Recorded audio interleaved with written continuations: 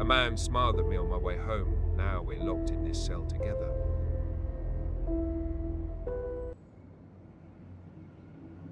It starts with a smile. You know the kind. The polite, meaningless flash of teeth you exchange with a stranger on the street. Except this one isn't polite. And it certainly isn't meaningless. His name was Oren, and his life was meticulously, boringly normal. Same walk to the bus stop, same lukewarm coffee, same walk home. Until the man appeared. He was standing across the street, beneath an old oak tree whose branches clawed at the evening sky. He was perfectly still, dressed in clothes that seemed just slightly out of date, and he was smiling directly at Oren. It wasn't a friendly smile. It was too wide, too static, like a mask carved from pale flesh. Oren gave a hesitant nod and hurried on his way, the man's gaze feeling like a physical weight on the back of his neck. The next day, he was there again. Same spot. Same clothes. Same fixed, predatory grin. Oren's stomach tightened. This wasn't a coincidence. He crossed the street halfway down the block, deliberately putting a row of parked cars between them, his heart thumping a nervous rhythm against his ribs. He didn't look back. By the fourth day, the dread had curdled into a constant, low-grade nausea. Oren decided to take the long way home, a winding route through a newer subdivision he rarely visited. He felt a ridiculous sense of triumph as he turned onto his street from the opposite direction. He'd broken the pattern. He'd won. And then he saw him. Not under the oak tree, but at the end of his own driveway, standing beside the mailbox. The smile was wider now, a grotesque crescent in the twilight, stretching his cheeks into taut, bloodless lines. He was looking right at Oren, as if to say, "You can run, but what good will that do?" Sleep offered no escape. It became a gateway to long, sterile hallways that stretched into impossible distances. In these dreams, Oren would hear a sound, a soft, wet, shuffling noise getting closer and closer. Then, the man would emerge from the oppressive darkness at the far end of the hall, that same horrifying smile plastered on his face. He would drift closer, never taking a step, just gliding over the floor. And he would whisper. The words were always just beyond comprehension, a garbled hiss that sounded like dry leaves skittering across concrete. Oren would wake up drenched in sweat, the ghost of that whisper still rattling in his ears. "You look like hell," his friend, Silas, told him over coffee. Oren, his hands trembling so badly he had to set his mug down, finally broke. He told him everything.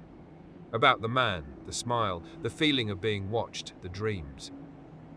Silas listened patiently, a deep line of concern etched between his brows.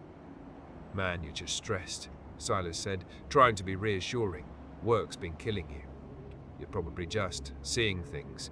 Your mind is playing tricks on you." "It's not a trick," Oren insisted, his voice cracking. "He's real." That evening, Silas offered to walk home with him, to prove that it was all in his head. Oren agreed, a small, desperate flicker of hope igniting in his chest. Maybe Silas was right. Maybe he was just cracking up. They walked his usual route, chatting about nonsense, the easy conversation, a balm on Oren's frayed nerves.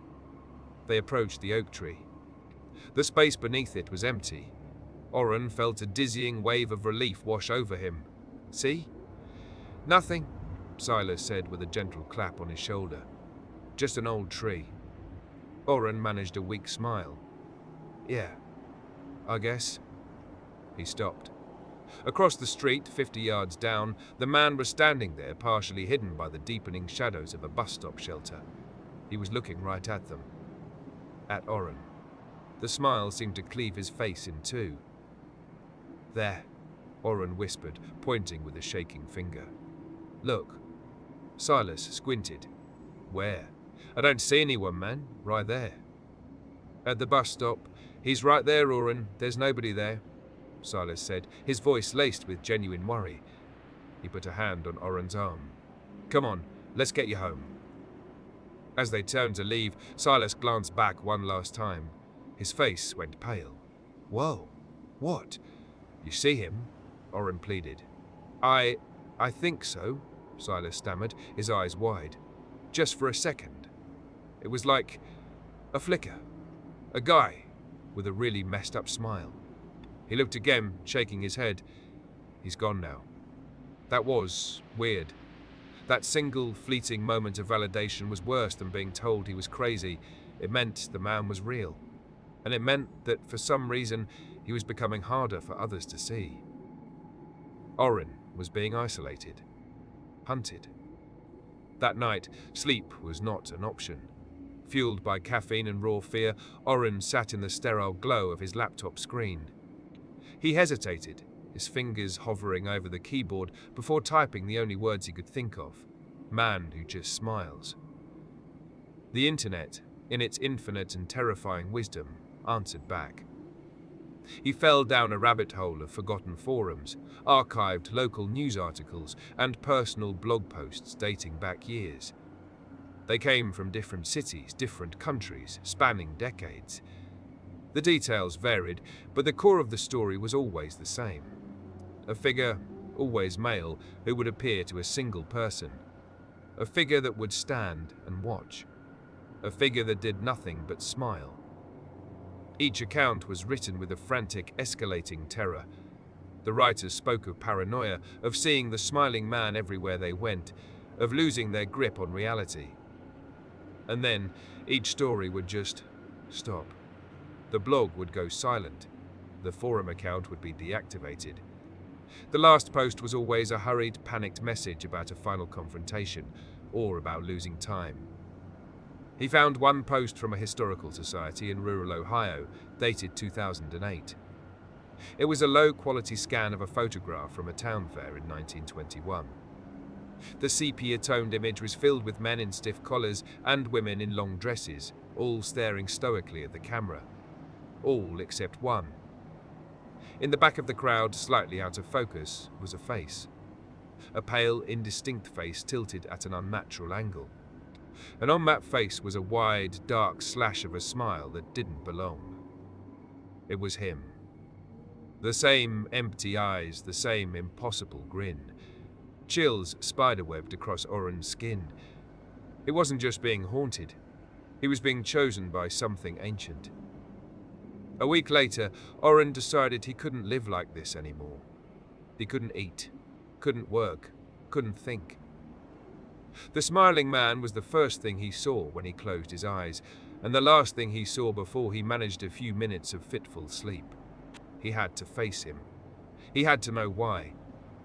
He walked his usual route home, his every nerve ending alight with a terrible, vibrant energy. The air was heavy, thick with the smell of impending rain. And there he was, under the oak tree, as if he'd never left. The flickering streetlights cast his face in a stuttering display of light and shadow, making the smile seem to twitch and writhe. Oren stopped on the opposite curb, his shoes planted on the cracked pavement. He took a deep, shuddering breath. "What do you want from me?" he yelled, his voice sounding small and thin in a vast, quiet street. The man didn't move. He simply tilted his head, a slow, deliberate motion, like a curious bird. A crunching sound, like bone grinding on bone, echoed in the silence. And then he spoke. His voice wasn't a yell or even a normal speaking voice. It was a whisper.